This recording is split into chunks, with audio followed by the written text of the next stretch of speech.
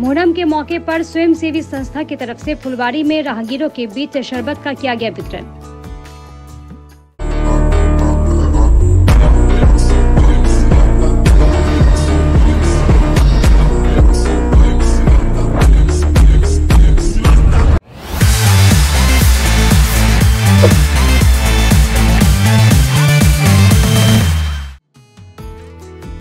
मुहर्रम के मौके पर फुलवारी में रास्ते से गुजर रहे लोगों के बीच शरबत का वितरण किया गया।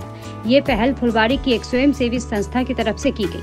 बताया गया है कि संस्था के सदस्यों ने बुधवार को फुलवारी के मर्डर मोड़ पर सिलीगुड़ी जलपाईगुड़ी राष्ट्रीय राजमार्ग पर सभी राहगीरों को शीतल पेयजल से बने शरबत पिलाया।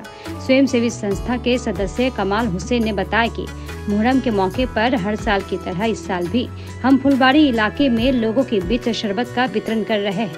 हमने साल 2018 में 50 लोगों के साथ ये पहल शुरू की थी। अब हम लगभग 150 लोगों के साथ राहगीरों को शीतल पेयजल से बने शरबत पिला रहे हैं। ये कार्यक्रम दोपहर तक जारी रहेगी। आज के মহরম উপলক্ষে আমরা শরবত খাওয়াচ্ছি।